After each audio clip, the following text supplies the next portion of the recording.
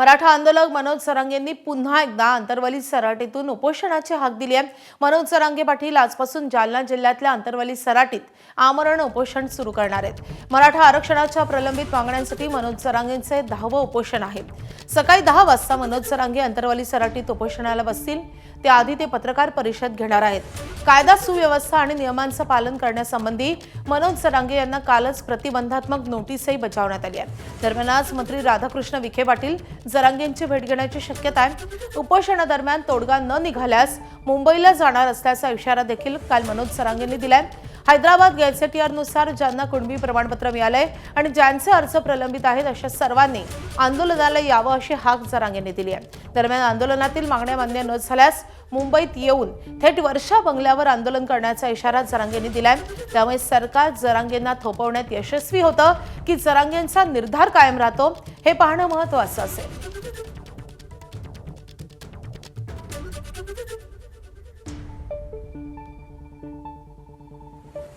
मनोज जरांगेंच्या उपोषण स्थळावरून रवी मुंडे आपले प्रतिनिधी सध्या आपल्या सोबत आहेत। रवी, आज जरांगेंचं उपोषण 10व्यांदा सुरू होत आहे। आज हे उपोषणाचं स्वरूप कसं असणार आहे? आता जरांगेंच्या या उपोषणाच्या पार्श्वभूमीवर सरकारकडून कोण आज येणार आहे आणि उपोषणाच्या ठिकाणी आता किती आंदोलक जमा झालेत, काय स्थिती आहे? माधवी, सर्वात अगोदर तर मी आंदोलक दाखवतो या ठिकाणी। हळूहळू काही आंदोलक तर रात्रीच या ठिकाणी दाखल झालेले आहेत। गेली 10 उपोषणं हा मंडप गजबजलेला आपल्याला पाहायला मिळाला आणि आज सकाळपासून ही सगळी आंदोलक मराठवाड्यातल्याच नव्हे तर महाराष्ट्रातील वेगवेगळ्या जिल्ह्यातून या ठिकाणी दाखल झालेली आहेत। आता 10 वाजता मनोज जरांगे हे पत्रकार परिषद घेतील आणि त्यानंतर ते आपल्या अधिकृत उपोषणाची घोषणा करतील। मागण्या ह्याच आहेत की 58 लाख ज्या नोंदी सापडल्यात त्यांना प्रमाणपत्र देण्यात यावी, व्हॅलिडिटी देण्यात यावी, सातारा गॅझेटियर लागू करण्यात यावं, त्याचा GR काढावा, अशा प्रकारची मागणी आहे। त्यासह सरसगट जे आंदोलकावरती गुन्हे दाखल झाले ते मागे घ्यावेत, यासह कुणबी मंत्रालयाची, मराठा कुणबी मंत्रालयाची स्थापना करावी, अशा विविध मागण्या मनोज जरांगेंच्या या अगोदरपासून आहेत। कुठेतरी सरकार त्याबाबत हायगय करतंय अशा प्रकारचा मनोज जरांगे यांचा आरोप आहे। दुसरी बाजू ही आहे की काल जरी मनोज जरांगे यांनी अल्टिमेटम कालपर्यंतचा दिला असला तरी चर्चा मात्र थांबली नसल्याचं दिसतंय। कारण असं कळतंय की आज राधाकृष्ण विखे पाटील पुन्हा एकदा मनोज जरांगे यांची मनधरणी करण्यासाठी या ठिकाणी दाखल होणार आहेत। यापूर्वी त्यांनी छत्रपती संभाजीनगरमध्ये विभागीय बैठकीमध्ये आढावा घेतलेला आहे विविध प्रमाणपत्राच्या नोंदीबाबत, व्हॅलिडिटीबाबत।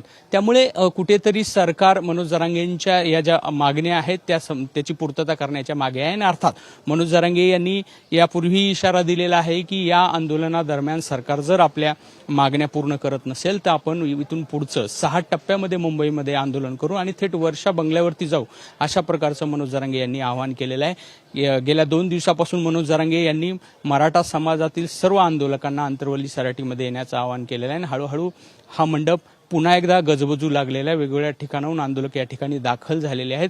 आता सरकार नेमकं काय तोडगा काढण्याचा प्रयत्न करतो का? काल ज्या पद्धतीनं मनोज जरांगे यांनी राधाकृष्ण विखे पाटील यांच्यावर देखील टीका केलेली आहे, मात्र असंही कळतंय की त्यानंतर देखील राधाकृष्ण विखे पाटील हे आंतरवली सराटीमध्ये येतील। साधारण दुपारच्या सुमारास ते या ठिकाणी दाखल होण्याची शक्यता आहे आणि त्या दोघांमध्ये नेमका काय संवाद होतो, काही मार्ग निघतो का, हे पाहणं महत्वाचं आहे। आणि अर्थात मनोज जरांगे आक्रमक आहेत, हे शेवटचं उपोषण असणार आहे, अत्यंत निर्णायक उपोषण असल्याचं ते सांगत आहेत।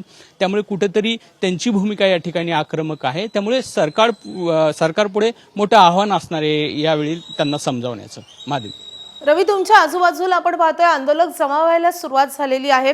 कारण मनोज जरांगेंनी ज्यांना प्रमाणपत्र मिळत नाही त्या सगळ्यांनी आंतरवली सराटीमध्ये यावं असं आवाहन केलेलं होतं। आज जेव्हा हे आंदोलनाला सुरुवात होतीये, उपोषणाला सुरुवात होतीये, तेव्हा त्यांच्या काय भावना आहेत हे समजावून घ्यायचंय।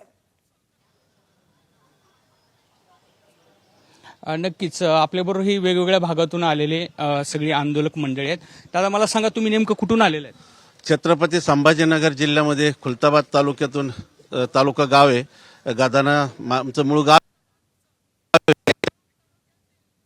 माझ्या घरातलं एका बहिणीचं व्हॅलिड झालेलं आहे आणि एका बहिणीचं व्हॅलिड होईना आणि ती MIDC मध्ये गव्हर्नमेंट जॉबला लागलेली आहे आणि 3 महिन्यापासून ते टाळाटाळ करताय आणि विखे पाटील सांगताय की कुठल्या व्हॅलिडिटी रोखलेले नाहीये।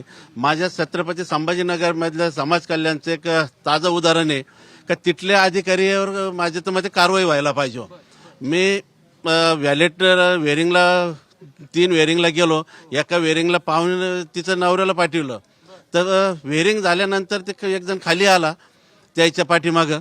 त्यानं सांगितलं बा तुमचा 1 महिन्याचा पगार तुम्ही द्यायला काही अडचण नाही. त्या माणसाने 30,000ची मागणी केली. तुम्ही 30,000 जर दिले तर तुमचं व्हॅलेट लगेच करायला लावतोय. हे यांचा एक आरोप आहे त्यांच्या मागण्या. दादा तुम्ही यापूर्वी आला होता? प्रत्येक आंदोलनात सहभागी आहे. सुरुवातीपासून आंदोलन छत्रपती संभाजीनगरवरून आलो आहे. आता मनोज दादांनी असं सांगितलंय की आता जर मागण्या मान्य झाल्या नाही तर मुंबईला जाणार. तुमचं काय मत आहे? दादा जसं म्हणतील तसं. दादा जे म्हणतील ते फायनल राहणार. मुंबई तर मुंबई, दिल्ली तर दिल्ली. खरं तर असं ह्या सगळ्या आंदोलकांचं म्हणणं आहे आणि मनोज जरांगे यांनी ज्या पद्धतीनं आवाहन केलं होतं, ज्यांना व्हॅलिडिटीबाबत प्रमाणपत्राबाबत अडचणी आहेत ते देखील लोक या ठिकाणी दाखल झालेले आहेत. आता पाहूयात की मनोज जरांगे नेमकं 10 वाजता पत्रकार परिषदेला संबोधित करताना काय बोलतात ते आणि सरकार आणि मनोज जरांगे यांच्यातली चर्चा नेमकी यापुढची कशी राहते. माधवी, नक्कीच आज या उपोषणाच्या अनुषंगानं खूप मोठ्या घडामोडी अंतरवली सराटीमध्ये घडणार आहेत. त्यामुळे रवी याचे प्रत्येक महत्त्वाचे अपडेट तुमच्याकडून जाणून घेत राहू. सध्या धन्यवाद या सगळ्या सविस्तर माहितीसाठी.